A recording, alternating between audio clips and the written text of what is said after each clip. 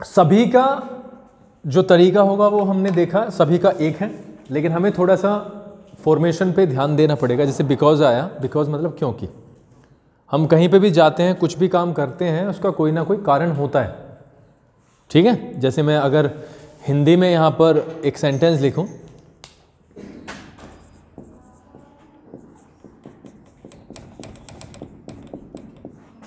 वह तेज भागा, वह तेज, तो उसका बेटा कोई ना कोई तो रीजन रहा होगा ना। तेज क्यों भागता है कोई, उसका कोई रीजन होगा।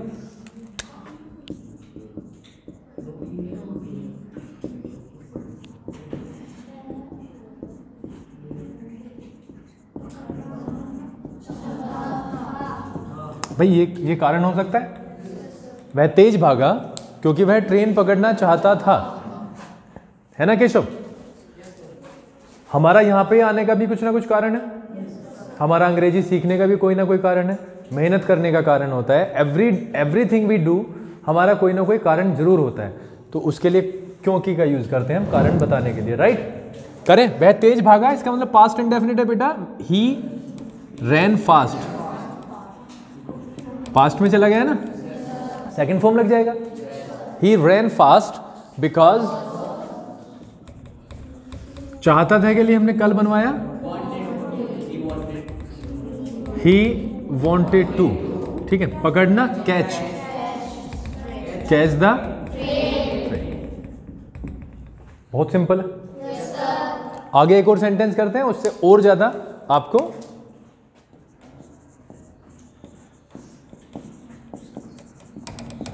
मैंने उस दिन भी बोला था, उसने मेहनत की क्योंकि वह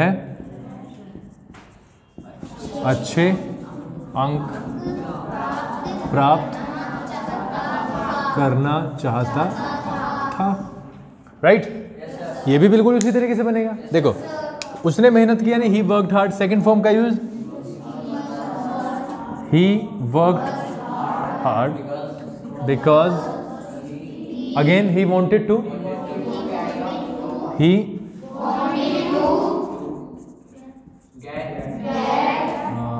गेट गुड मार्क्स, ठीक है बेटा। अब यहां से हमने देखा कि ये पास्ट है, तो पास्ट में चला गया, और अगर ये प्रेजेंट होता तो प्रेजेंट में जाता। जैसे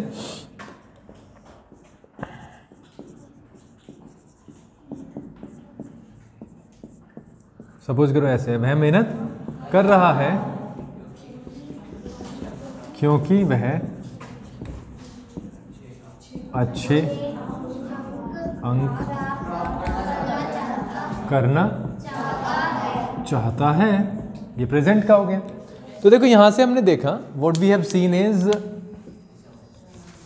रहा है मतलब is, M and R, he यानी इज, वर्क में आईएनजी लग जाएगा, ही इज वर्किंग हार्ड। अब यहां पे ही आया, चाहता है यानी डू डज का सेंटेंस है, वांट के साथ में क्या लग जाएगा, एस या E S. He wants to get good marks. Is it clear? ये तो चीजें क्लियर हो गई होंगी। किसी को कोई कंफ्यूजन है? हमने सिर्फ क्या देखना है, अगर मैं ग्रामर और स्पोकन की बात करूं, राइट बेटा, तो हमारा फोकस तो यहां पे रहेगा, बट बेटा ये सारा का सारा जो मटेरियल है वो क्या है, एग्जाम का। तो we have to consider the examinations as well, उसको भी तो नहीं छोड़ सकते ना। So we will speak and we will write as well. तो हम स्पोकन के तरीके से भी करेंगे और ग्रामर को भी हम प्राइमरी लेवल पे ही लेकर के चलेंगे। तो अगर मैं इनको मैं नाम दूं, नाम मैं दूं, पहला डू डज है प्रेजेंट इंडेफिनिट, क्या बोला, दूसरा है पास्ट इंडेफिनिट, राइट बेटा, तीसरा है फ्यूचर इंडेफिनिट, राइट। ये होता है डू एंड डज, ये होता है और ये होता है will say. I want everybody कि आप इन्हें रेगुलर बेसिस पे प्रैक्टिस करें। उसके बाद में कॉन्टिन्यूअस आता है, प्रेजेंट कॉन्टिन्यूअस, एक हो जाता है पास्ट कॉन्टिन्यूअस। ये क्या होता है, इज, एम और आर, और ये हो जाता है बस। आई होप इतना क्लियर होगा। ठीक है, जब हम सेंटेंस पूछे जाएंगे हमसे कॉपी पे बनाने के लिए तो भी आप कंफर्टेबल फील करो, और जब हम बोल रहे हैं तो आप ये मान के चलो वो सेंटेंस ही हम बोल रहे हैं, उसमें कुछ नहीं है। जैसे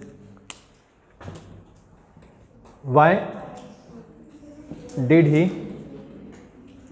वर्क हार्ड, एक क्वेश्चन है, किसी ने पूछा है Y did he work hard, तो बेटा कहां पे ध्यान देना है, did is the helping verb, किसका है, पास्ट। उसने मेहनत क्यों की, क्वेश्चन बनता है उसने मेहनत क्यों की, क्योंकि भाई अरे सब मेहनत करते हैं, उसने मेहनत की यानी ही वर्कड हार्ड। भाई ये तो सबसे पहले तो यही बनाओगे ना, उसने मेहनत की, क्योंकि वो ये करना चाहता था, good marks, because he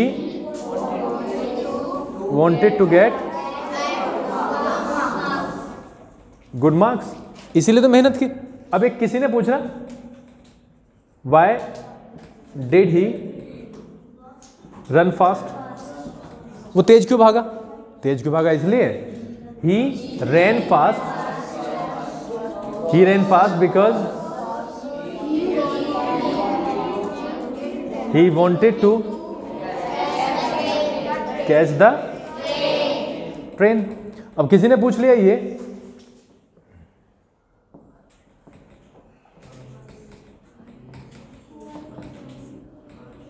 Y is he working hard, now you see, देखो क्या है, तो मेरा आंसर भी ऐसे ही आएगा, why is he working hard, वो मेहनत क्यों कर रहा है। तो इसका मतलब पहले जब मैं हिंदी में इसका आंसर दूंगा तो कैसे दूंगा, वह मेहनत कर रहा है,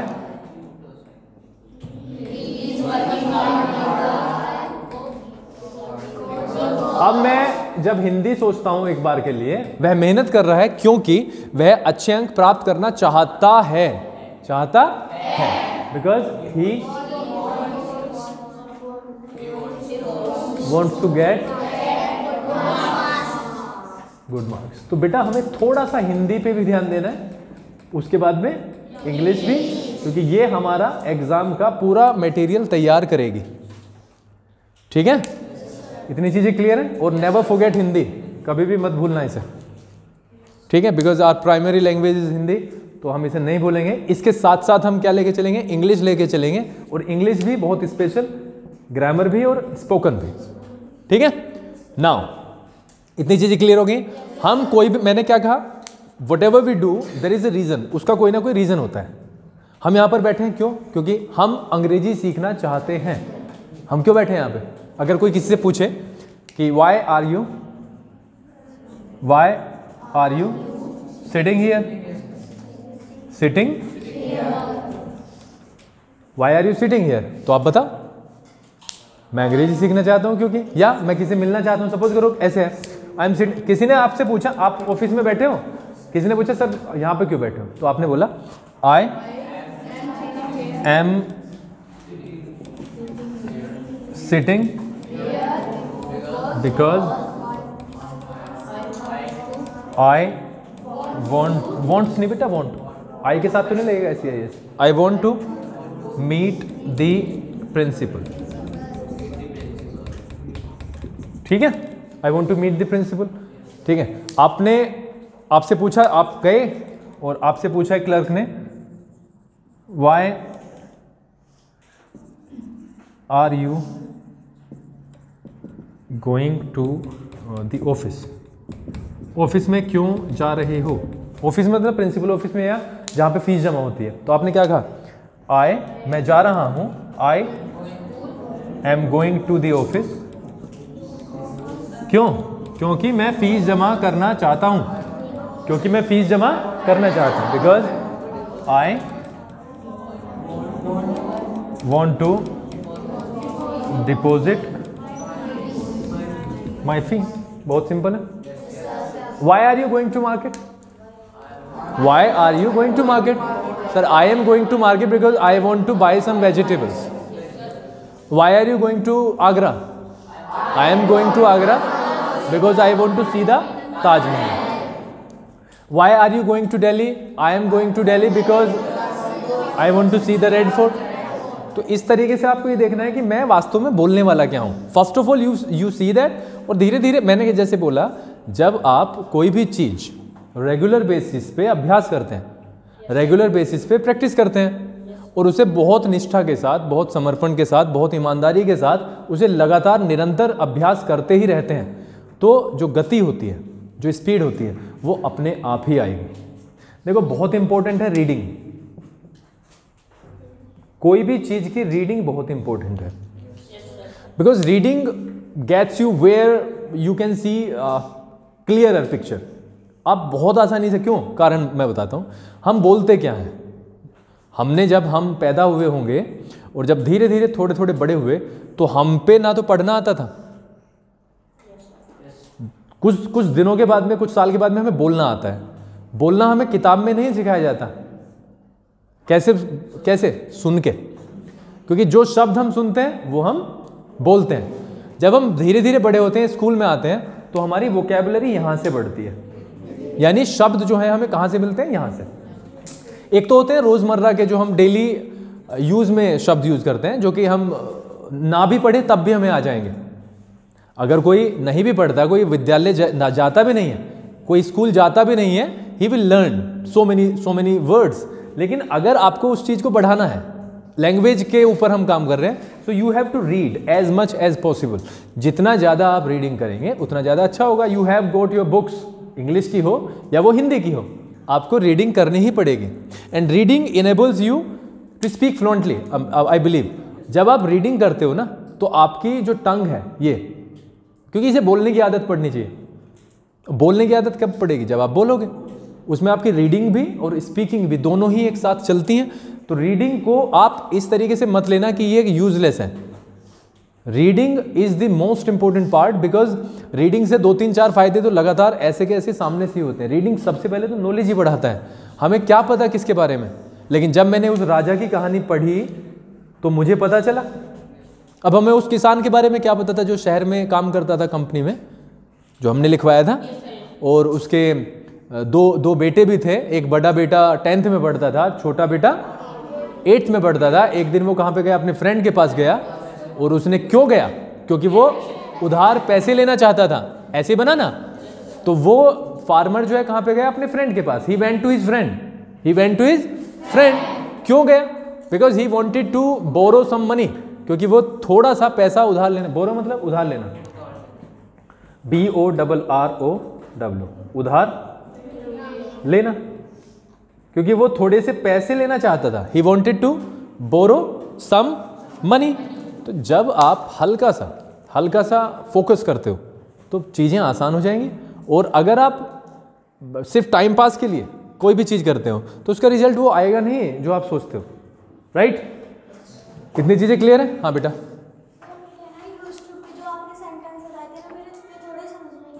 use two is the simplest form, वो आ जाएगा धीरे से. ठीक है, यूज टू एक बहुत सिंपल है.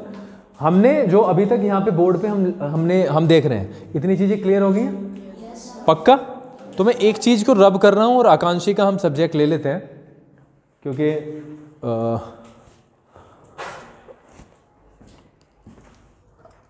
Use to.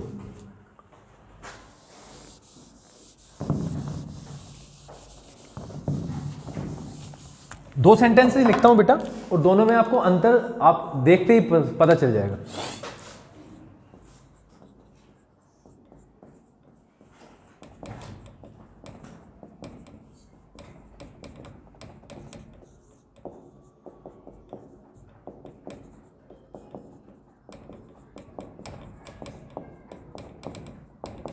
समझदार बच्चे हो?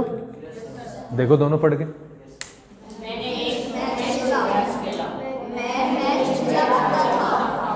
दोनों से क्लियर हुआ थोड़ा सा. यहाँ से मुझे देखो, यहाँ भी खेलता होगा, यहाँ भी वो खेलता होगा, लेकिन यहाँ से मुझे ज़्यादा इंप्रेशन आ रहा है कि एक मैच की कहानी है, वो मैच खेला. लेकिन यहाँ से तो बिल्कुल पक्का पता है वो मैच खेला करता था, यानी उसकी आदत थी पास्ट में। तो ये जो सेंटेंस है उसको हम ऐसे बना सकते हैं, I played a match, I played a match. अब यहाँ पे जो मैं मैच खेला करता था तो ये बन जाएगा यूज टू से, आई यूज टू, और आगे जो वो चीजें किया करता था, I use to play a match. आइए कुछ समझ में?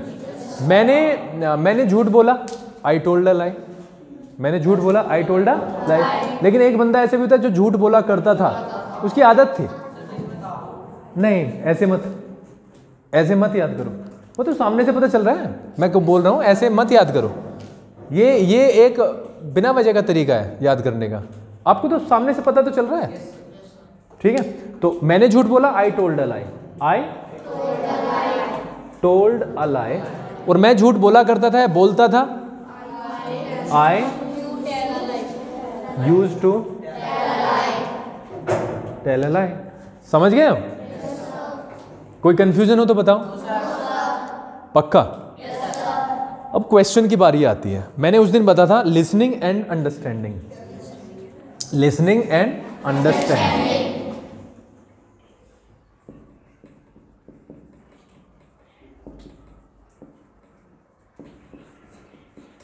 ये बहुत ही बड़े एस्पेक्ट है हमारी लाइफ के, और यहीं पे नहीं, हमें अपने जीवन में सुनना चाहिए और उसको समझना चाहिए और फिर हमें बोलना चाहिए। बिकॉज अब किसी ने आपसे पूछा कल आप स्कूल गए थे, आपसे पूछा गया क्या कल आप स्कूल गए थे, और वहां से आंसर पता है क्या आया?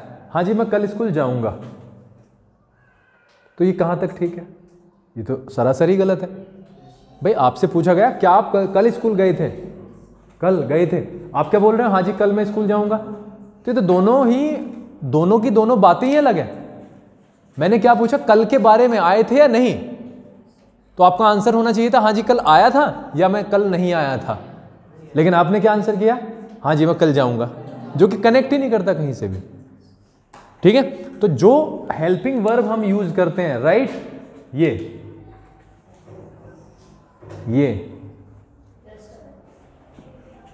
हमारा आंसर भी जनरली इसी में होता है ज्यादातर।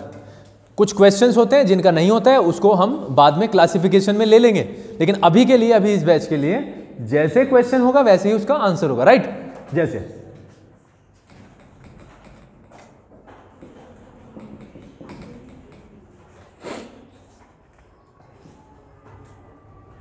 एक क्वेश्चन है, why will you earn money, why will you earn money, आप पैसे क्यों कमाओगे? देखो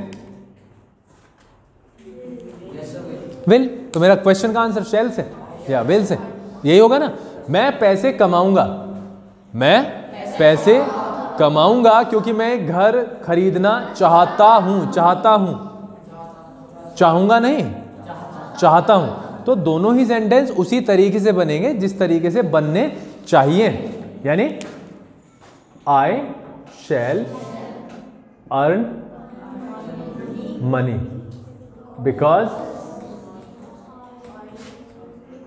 I want to buy a house, because I want to buy a house, ठीक है। कुछ भी हो सकता है। Why will you go to temple? Why will you go to temple? I will या I shall go to temple because I want to worship to God, because I want to worship to God। इतनी चीजें clear है?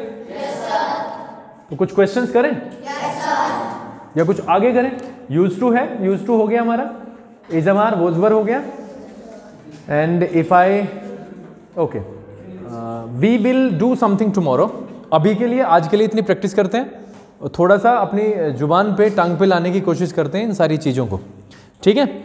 और हल्का सा आज परेशानी नहीं होनी चाहिए, आपको सुनना है एंड आंसर करना है। भाग दौड़ में कुछ भी चीज़ नहीं होगी, कर तो दोगे लेकिन वो उस तरीके से नहीं होगी जैसी वो होनी चाहिए। इतनी चीजें क्लियर है? ठीक है।